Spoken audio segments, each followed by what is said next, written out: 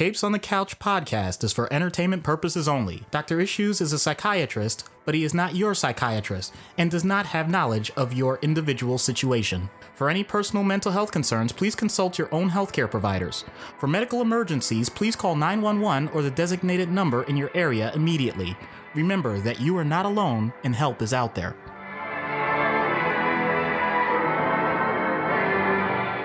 Hello and welcome to Capes on the Couch, where comics get counseling. I'm Anthony Sitko. And I'm Dr. Issues. This is issue 133, Crystal of the Inhumans, as selected by our present-level patron, Janine. Side note, as always, you can go to patreon.com/Capes on the Couch and subscribe. Although all of the president levels are filled, you can still subscribe at the $1, $3, or $5 levels and unlock awesome additional content, early access, exclusive, uncensored material, bloopers, trade paperback reviews, and more. Also, before we jump into the official background, I want to tell you something that we're going to be doing now moving forward with the background is each episode that's focused on a character, excluding Matt's thematic episodes, and maybe even then, potentially, we're going to have a new #BecauseComics moment. And this is going to be one instance in every character's background where something is so outlandish, so bonkers, so batshit crazy that it could only happen in comics. And that is going to be the #BecauseComics moment for that particular character. And so moving forward, when we announce our upcoming characters at the end of every episode, feel free to jump on Twitter, Facebook, Instagram, or our Discord. And the links will be in the show notes for all of those. And see if you can guess which moment from a particular character's history is going to be their #BecauseComics moment. This is something that Doc and I just sort of came up with because we wrote Crystal and next week's Emma Frost episode sort of in tandem with each other. And it was something that I just threw in for Crystal. And then I said, this kind of works. So then I did it again with Emma. And then in talking, I said, I think this would be just a fun little feature for the fans, and just a way to engage you, the listener, with the show a little bit more. So, and because we're always talking about, #BecauseComics. And, if you guess it correctly, I don't know, we'll send you a sticker or something like that. We'll figure it out. There's no stakes to this. It's just more fun, but, we want to have some fun with this. Yeah, and since these are Marvel characters, it's a perfect example of a no prize. Yes, there you go. So Crystal, Crystalia Amaquelin, created by the legends Stan Lee and Jack Kirby in Fantastic Four, number 45, December 1965. And again, I just want to point out, this is something I didn't really realize until I started reading more about Crystal. She is unique among Marvel characters in that she has been a member of the Fantastic Four, the Avengers, and the Inhumans, as well as tangentially related to the X-Men. Those are very big name rosters, and nobody has been basically on all four of them. Medusa was a member of the Fantastic Four and the Avengers, and is obviously in the Inhumans, but she's never been part of the X-Men. Yeah, Crystal. I feel like we need to call that like the Marvel Grand Slam or something. I like that. I didn't even come up with a name for it. It was just one of those things that popped into my head. Yeah, but the Marvel Grand Slam. So Crystal is a member of the Inhuman Royal Family, sister to Queen Medusa, and you can go back and listen to our episode on Medusa. And so Crystal's power is that she can control the elements. She's basically, Avatar, the good one, not the blue James Cameron film that's basically Fern Gully with CG. She first encountered the Fantastic Four on the run from the Seeker, who was a villain who wanted to destroy the royal family, and she was saved by Johnny Storm, and the two quickly fell in love because they were both kind of teenagers, and this being the 60s, this was still very much in the, I'm the helpless girl, and I'm going to immediately fall in love with the guy who saves me. And Johnny Storm, being the horn dog teenager that he is, he's like, oh, she's this beautiful woman. She's the most beautiful woman I've ever seen. I'm falling madly in love with her. But they did pursue a relationship. And so when Sue Storm Richards was pregnant with Franklin and left the team, Crystal served as her replacement. She later left the team after discovering that her stay on Earth was poisoning her as her inhuman body could not handle the pollution in the Earth's atmosphere, and she returned to Attilan, breaking up with Johnny in the process. However, as Lockjaw, the giant teleporting dog / inhuman pet, was teleporting her home, she encountered Quicksilver, Pietro Maximoff, who was injured battling Sentinels. She brought him home to the Great Refuge to help him recover, and over time they fell in love and announced their marriage. This kind of was a little bit of a tweak at Johnny, who, got pissed off and was like, what the hell? Yeah. I thought we had a thing. Right. Wouldn't you say that escalated quickly? I would, in fact, say that escalated quickly. So they had a baby girl named Luna because she was born on the moon. And Luna exhibited no powers because at the time it was believed that Pietro was a mutant. We later learned that he is a mutate impacted by the high evolutionary, blah, blah, blah, blah, blah. Not going to get into that. So Crystal forced Pietro to agree that Luna would grow up normally. Pietro's temper, he's a bit of a hothead, grates on Crystal. And so she has an affair with Wanda and Vision's realtor, a human named Norman Webster. But Norman ends the affair when he realizes that Crystal is married, and Pietro initially refuses to attempt any sort of reconciliation. So she attempted to renew her relationship with Johnny, but she found out that he was married to Alicia Masters, who was actually a Skrull in disguise. Because comics. And then when an inhuman crisis endangered the entire family, she and Pietro eventually reconciled. So then she joined the Avengers and moved into the mansion with Luna and her nanny, Marilla. So during her tenure, she became close with Dane Whitman, the Black Knight, who was himself the target of Cersei's affection, all while Crystal and Pietro were working on reestablishing their relationship. So this love quadrangle created a whole host of difficult situations until Dane and Cersei were sent to another dimension. Then Heroes Reborn happened, and I'm not going to get into all of that because that's so incredibly 90s. Suffice to say, they went away and all the heroes came back. Rob Liefeld sucks. Crystal and Pietro were reunited, but Dane also returned to the universe. And when Dane and Pietro fought over Crystal, she left them both to return to Attilan to think. So then after House of M, where Wanda said no more mutants, Pietro, a depowered Pietro, stole the Terrigen mists and exposed Luna, granting her powers. She's an empath and she's got some telepathic type abilities. This act led to Black Bolt basically annulling the marriage. Then during the War of Kings, she was betrothed to Ronan through Medusa as part of an alliance between the Inhumans and the Kree, but the marriage was quickly ended, however, as a deal was struck with Black Bolt and the Kree Supreme Intelligence. A little bit of a spoiler warning that we're going to tell you to go ahead and read the War of Kings, not just for Crystal, but also because it's just a really good story.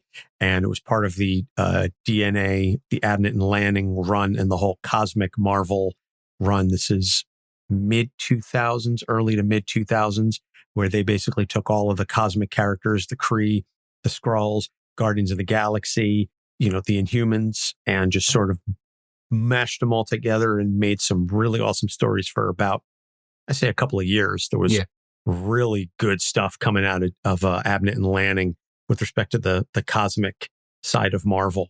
So check out War of Kings for multiple reasons. And then more recently, Crystal was made an Inhuman ambassador by Queen Medusa and led the Royal Inhuman diplomatic mission. And you can read, there's a couple different books with that storyline, all new Inhumans, Royals, not to be confused with the Lord song, Yeah, yeah, yeah, feeling good on a Wednesday. So, issues. And Janine posted in our Discord just a couple of things that she wanted us to talk about. There are 2 issues, and I'm really going to talk about them in the context of real world, trying not to jump too much ahead to the out-of-universe treatment. But the 2 issues that Janine brought up, because I'm going to name them both to explain, is stepping away from the royal family, and she's in the shadow of her older sister. So swap genders and take away the superpowers, and you've basically described Prince Harry and Meghan. So let's talk first about stepping away from the royal family. This was a big deal when Crystal said she wanted to leave and go be with Pietro, and in fact cause marital strife, because then the Inhumans dragged her back and said, you have to come with us. you are the queen's sister, so you are sort of next in line, so to speak. You have all of these royal duties and obligations. And she said, no, I want to do my own thing. I respect that, and I will always be there for you, but I don't want to be beholden to everything that you're going to put in front of me because of my lineage. That is not an easy thing to do, whether in the comics or in the case of Prince Harry, as we've seen, over the course of the past couple of years. It's led to a lot of issues. Yeah, absolutely. And to make this even more relatable to people, because you can certainly read about the whole Prince Harry situation, although I'll admit I'm not totally into the whole British royalty thing. That one is fascinating to me. I do know a lot about it. That and watching several episodes of The Crown, at least the first 2 seasons, which was something unexpected about me. Anyway, to get back to the point, it's the idea that you have so much going on within your family. It doesn't have to be royalty, that you either by birth, in terms of birth order, or just your own demonstration of competency, are expected to do things within the family, within the household, even when you're outside of the household, obligations to parents, obligations to other siblings, whatever. And recognizing that depending on the culture that you're from, this isn't something that's presented really as a choice. That's the part that can be so insidious about this. It's not a matter of saying, we would like you to do this. It's, this is what is going to happen in your life. And if you don't do it, then it's going to bring shame, or it's going to be a huge discredit. So you're not just changing the dynamic of the people involved in the family. You may very well, and I'm not taking this lightly, you may very well be disrupting the entire framework that everybody has been viewing their relationships. That is something that, when you think about the emotions tied to that, no one's going to take lightly. Obviously, the person that wants to leave has had to weigh the pros and cons as to what their life's going to be like if they're not in that construct.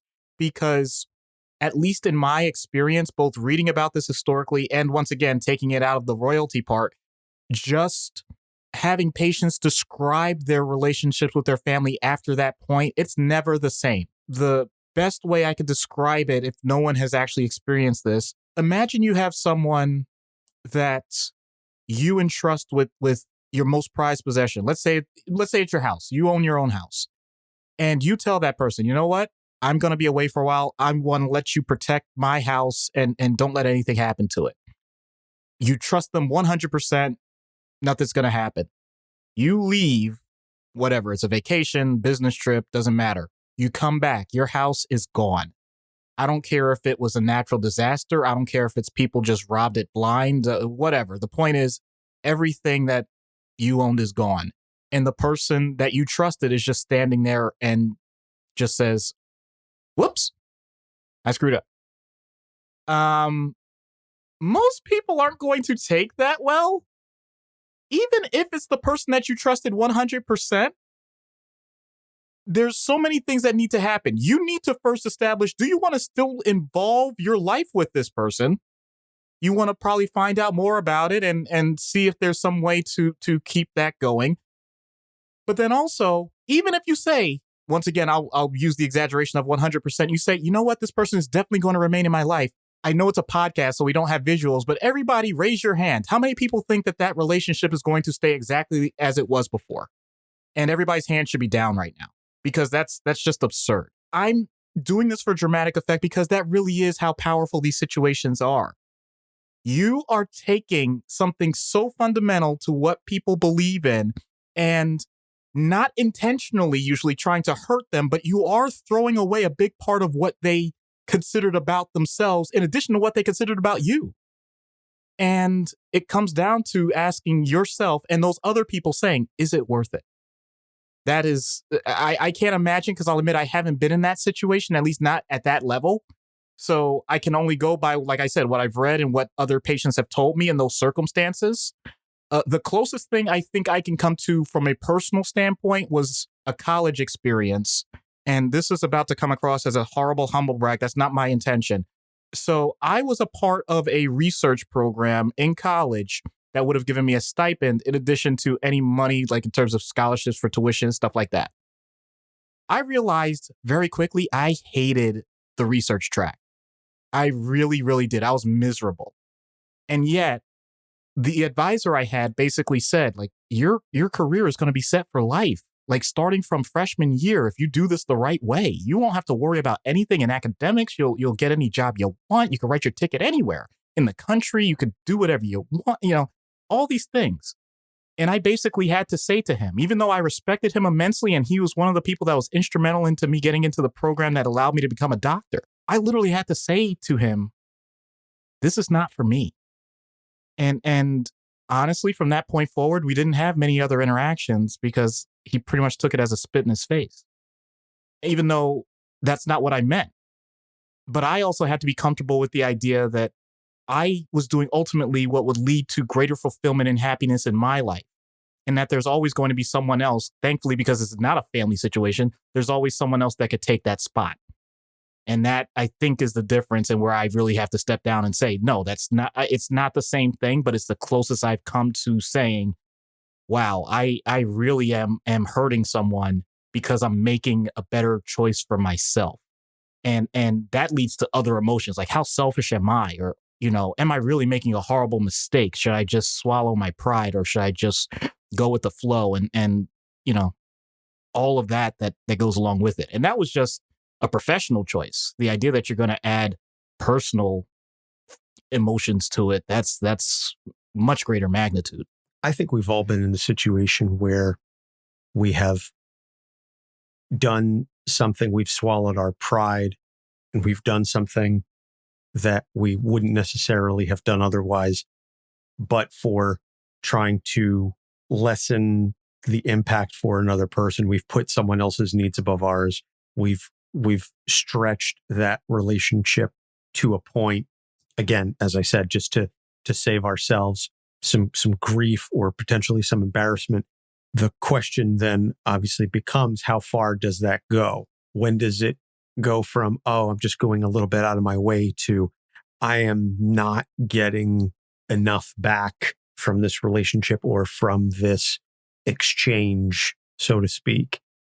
That's when you really have to examine things, and put yourself first.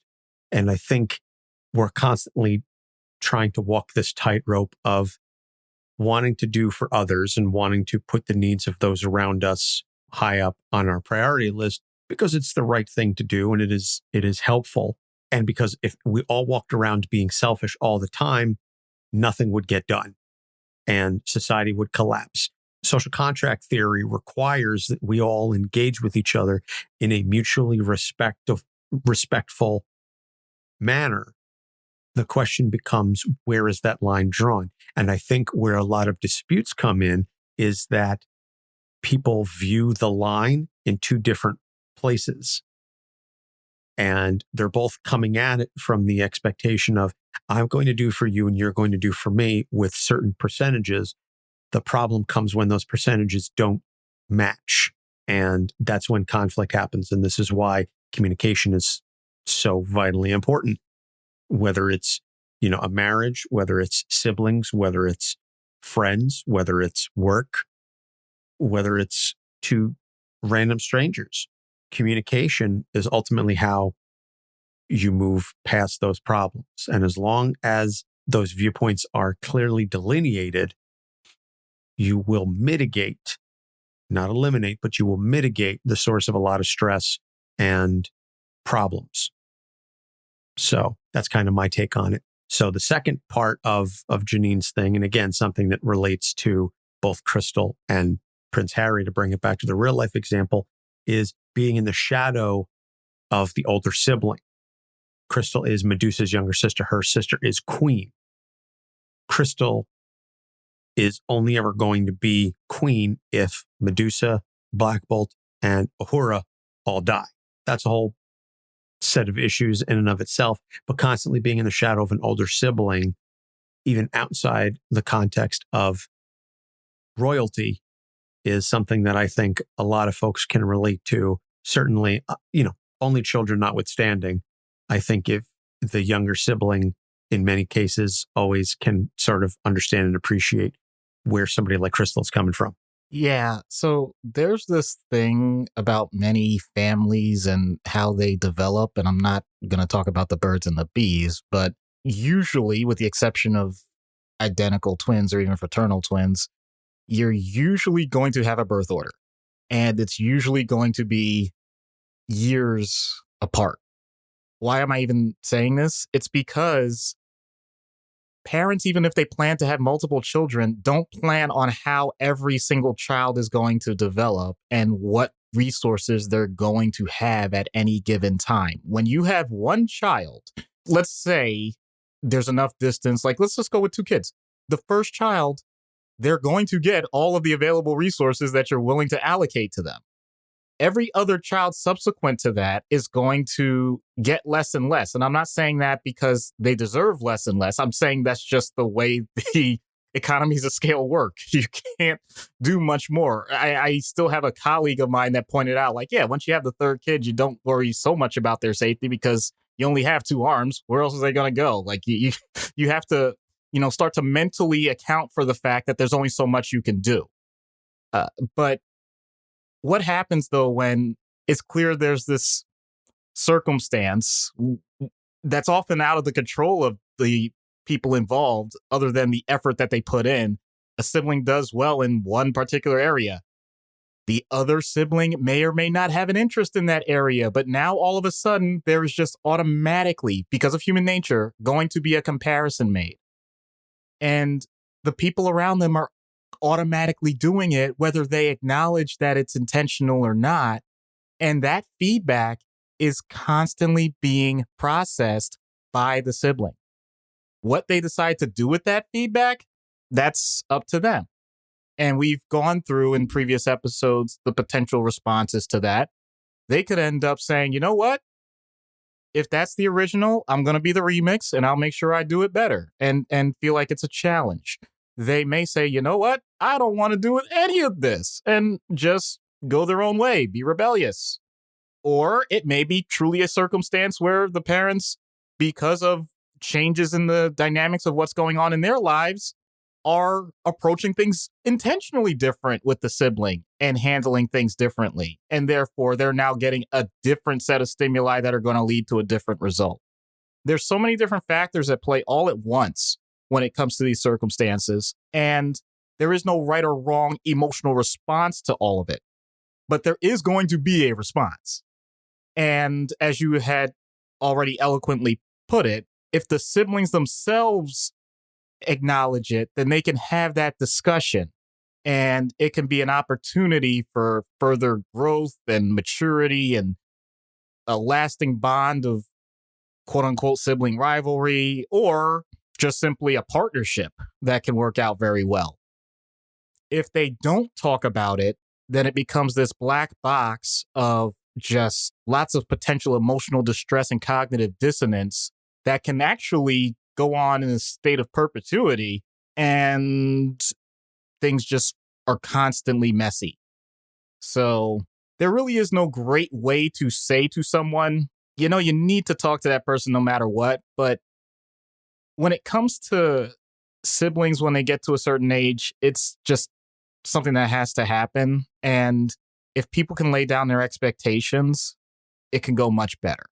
When you have someone that's a queen, wow. I really wonder, though, how someone like Crystal would feel about that, because as you said, with the birth order and all those things, there is this tantalizing point of saying, I am one step away from being the most important person. I'm not even going to do the royalty thing or the government thing. I'm saying I am this close to being the most important person in this family. And I love them so much. I don't ever want that to happen. But I have my own internal motivations for what I want in my life, and that would actually be a huge benefit.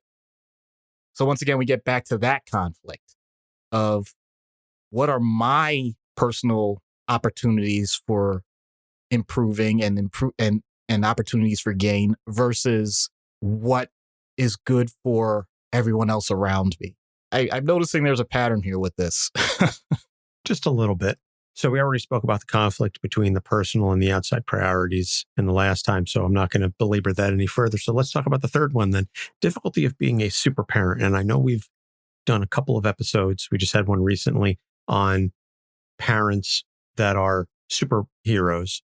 But instead, let's talk about being a super mom in the sense of trying to do it all. Because I think Crystal is very much one of those characters that is trying to do her thing and be the leader of this Inhuman organization and be the ambassador for the Inhumans. She's got obviously a lot of superpower connections, but she also very much enjoys being a mother. And I know that Luna has had 2 nannies that I can recall off the top of my head, but Crystal very much is a major part of Luna's life and still really wants to be the mom. And even accounting for time travel and all the other, because comic stuff, there are only so many hours in a day. Yeah. You can't do everything. Yeah. It's amazing how many of us, and obviously the term super mom is something that's very familiar to people, but I mean, there's the same thing that happens with dads as well. And almost by default, if you're talking about single parents, that's going to be the case where, just to flesh it out a little bit more, you are the breadwinner, meaning colloquially, you're the person that is financially supporting most of what goes on in the household. But in addition to that, you're expected to be the person that keeps the house running. So everything from assigning chores or doing chores yourself, cleaning, cooking, you're doing shopping, you're also making sure that if you have young children, they're doing okay and checking their homework and, probably dropping them off to school at the same time or waiting at the bus stop, in addition to whatever other things that you have to do to maintain your own sanity and finding your own activities that you need to do. But those always seem to go to the wayside because you have to deal with all this other stuff. And you have your own friends who, on one hand, will say, wow, it's amazing how you do all this. Fantastic. How come we haven't seen you in 6 months? All of those things together lead to what I think as a whole, and I'm not trying to generalize too far, we lionize, we give a lot of credit to it, but I don't think at times we acknowledge just how draining all of that can be. And very quickly, people get burnt out doing that. And it creates this own cycle of barely surviving to, at times, looking like you're the best person on the planet. I'm not saying it's a disorder. It's not. It's just the reality that, as Anthony already said, we only have so many hours in the day, but we also only have so many calories to use. And we only have so many people we can talk to about this without sounding like we're trying to dump everything onto everyone else, saying like, just listen to me for just 1 second. But I also need to uphold the fact that I'm really the person you think I am.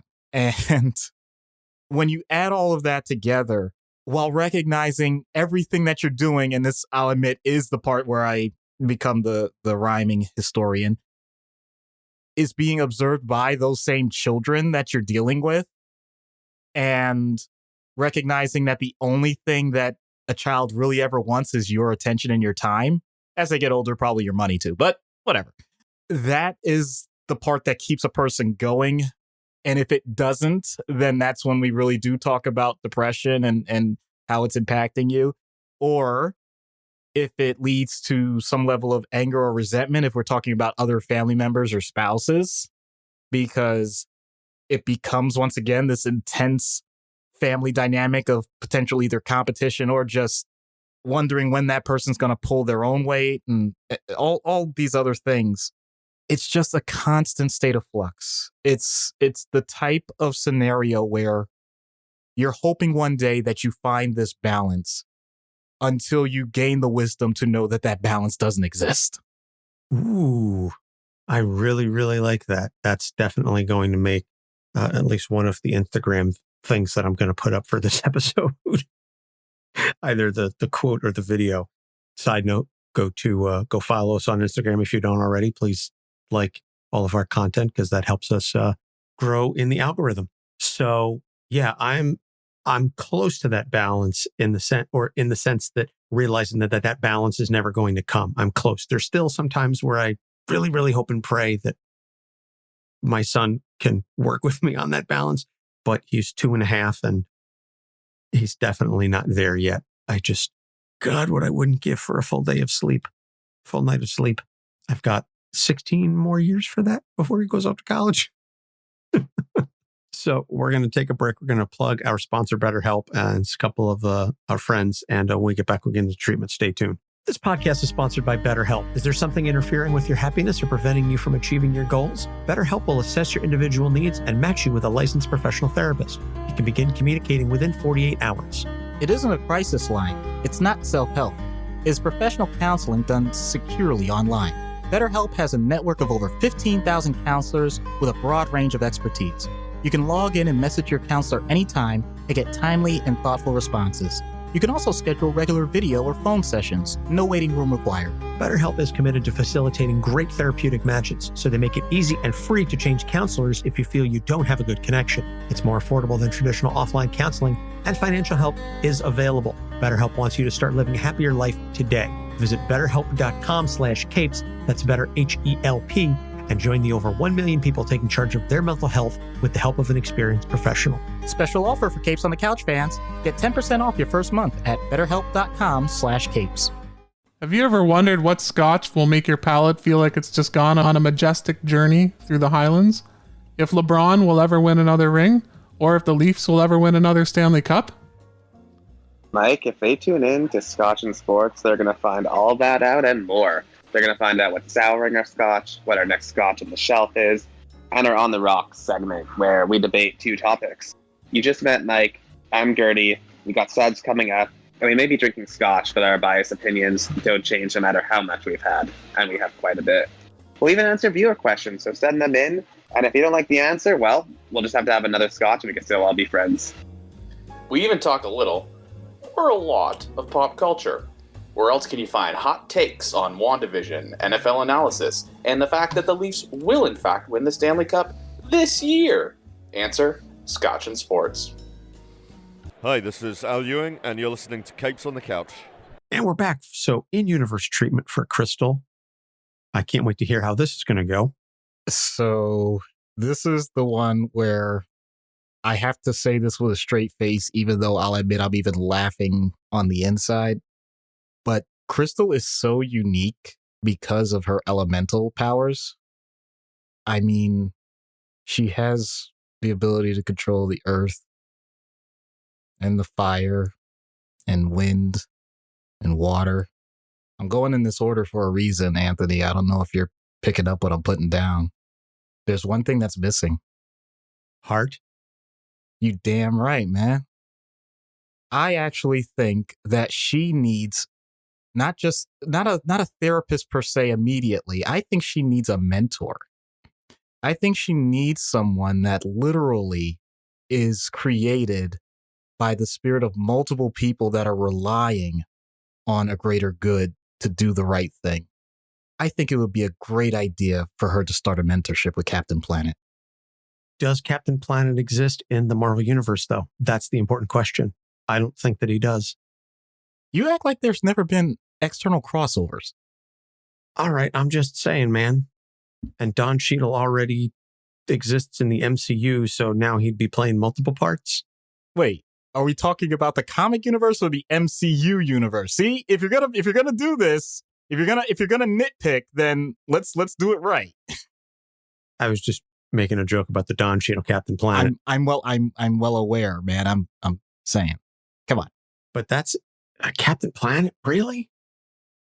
That's who you would go to for? I mean, if you're going to talk like elemental mentors, I think, I don't know, man. I would have picked somebody from Avatar, Legend of Korra, but that's just me.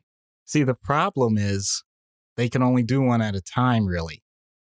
You need someone that really knows how to combine. Fair. Well, isn't that the point of the show?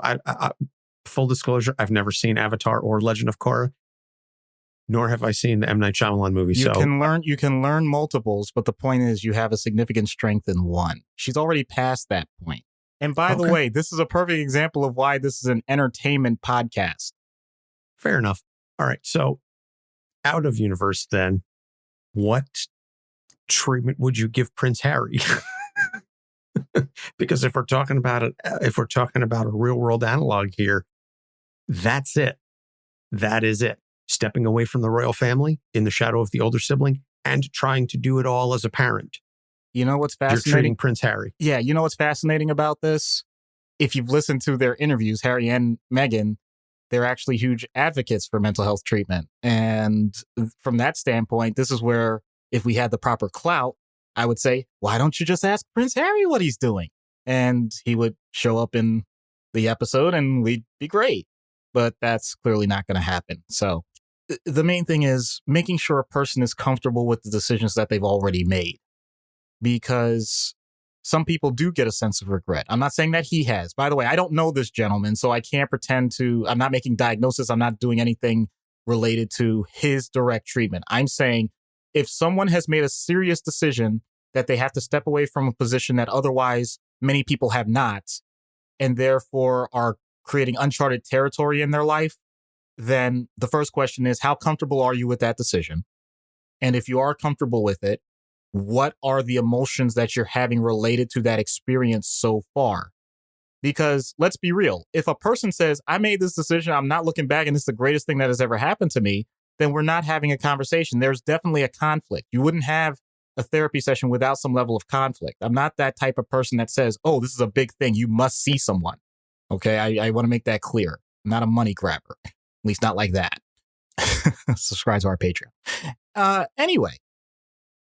Once the person establishes, let's say it's a ratio. In other words, what part of you still wants to have a connection with that part of your life?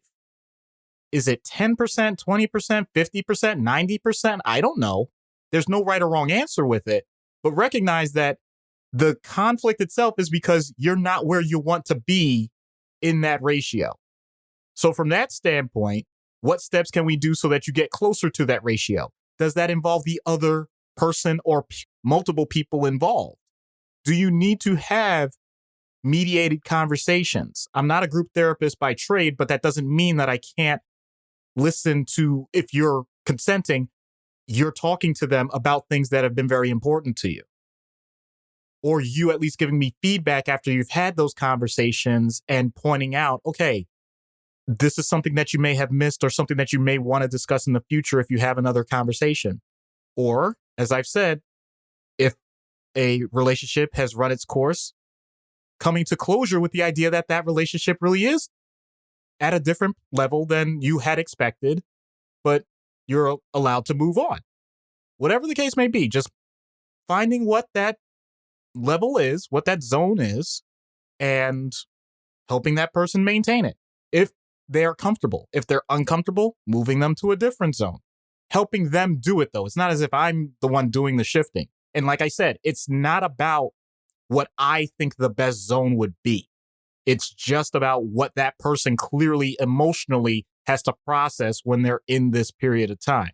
So if this person, let's go to the extreme end. If this person says, oh my God, this was the worst mistake of my life. I can't believe I did this and I need to get back to handling whatever I need to do royally. Oh, well, okay, that is going to be an incredibly difficult task. And we have to accept the possibility that that may not happen.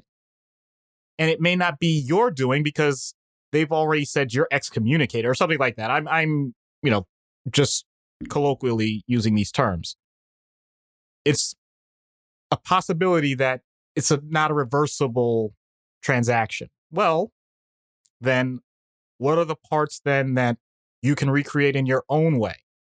If you're not allowed to be a part of a royal family, why don't you become your own king of your life?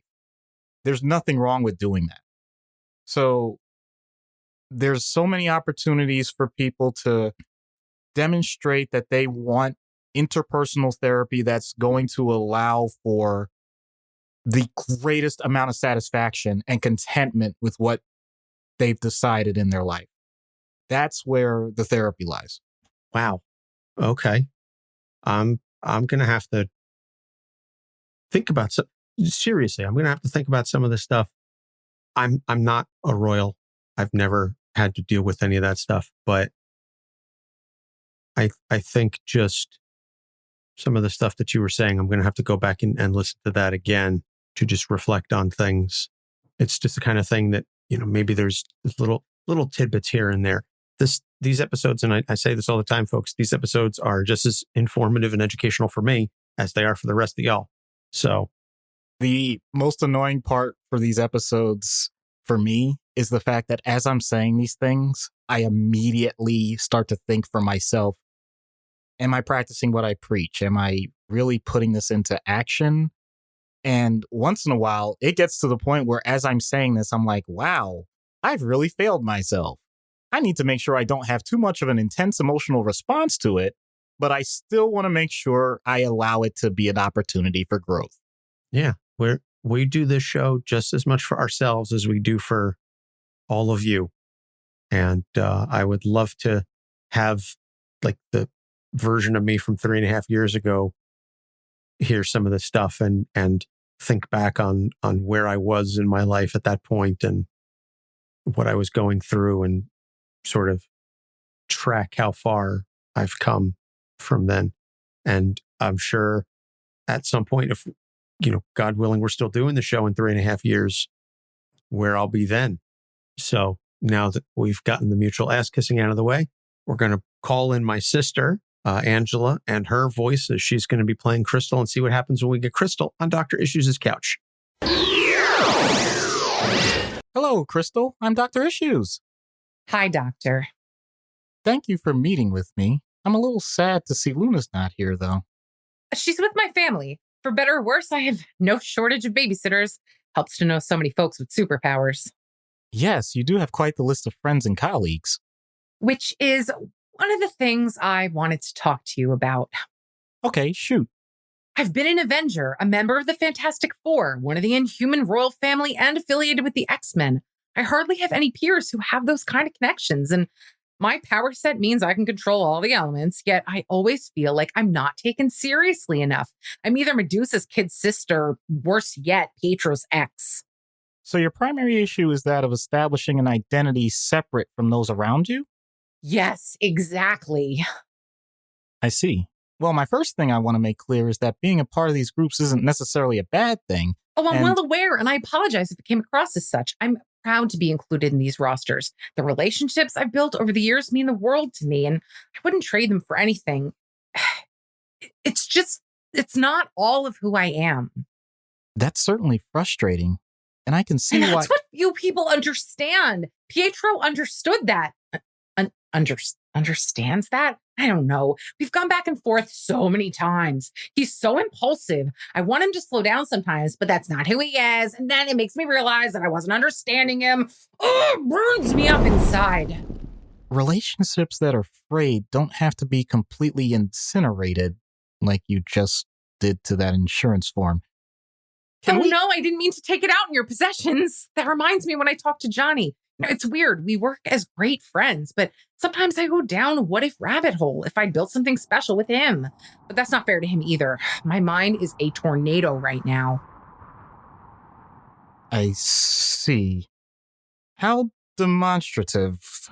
I'll just restack those files a bit later.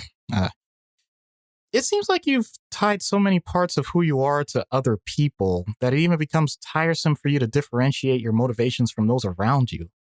How do you cope with that? I make time for myself. At least I used to. I'm not an absentee parent. Luna comes first. When I get a chance like this, I seem to be out of sorts.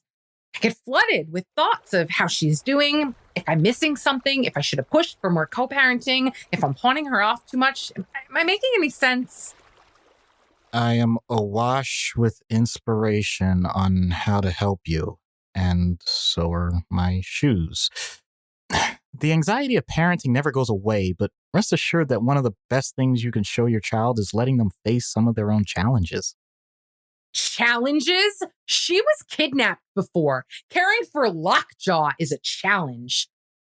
No, I won't be a helicopter parent, but do you know what it's like to lose the most important thing to your soul? You question reality. The ground you walk on might as well swallow you whole. Everyone judges you left and right. You judge yourself harshly. It's not fair. It's not fair to her or to me. I can stand on my own without a royal say-so. Crystal, stop. Huh? Please, stop. I got the message. I have never had a patient connected so viscerally to everything that's going on in their psyche. This is a private session, but it may be the greatest public example of what makes you, you. So it's just my powers. No. It's the emotional intelligence fluidity. You're able to adapt to those around you and feel just as comfortable on a new team as you do with an old team or old friends. You know, new bonds are, for you anyway, capable of being as strong or stronger than old relationships. That's a trait that not everyone comes by easily. But there's an obvious peril with that. You're always navigating a shifting hierarchy of personal priorities. That could be exhausting. You don't say. I don't want to be my sister. But sometimes I envy the straightforward manner with which she deals with situations. She's the queen. Everyone knows that. So there's no wishy-washiness. With me, it all depends on who it is and what they need. I know you're saying that's a good thing, but it's draining. I get that. And I'm grateful that wasn't accompanied by another powerful flux. What I would encourage you to do is take a look at each relationship in your life and determine how important it is to you. You don't have to rank each one individually. I don't know, maybe like a few tiers. Then, if you're in a situation where you have to make a choice, utilize the tiers to determine which one takes precedence. And let's not forget about your own needs as well. Interesting idea. Can't be any worse than what I've been doing so far, which is winging it. Well, much of life is winging it, but with a bit more wisdom each time. You know, the course corrections are less tricky with every turn. I understand. Thanks for the advice and sorry for the damage to the office. You can send the bill to Black Bolt. At least we know we won't yell about it. So I guess the question is, do you have an address for Attilan, and do you think you can get the invoice there without calling in Lockjaw? Oh, dear. You know, I'm not sure I've ever dealt with that type of service before.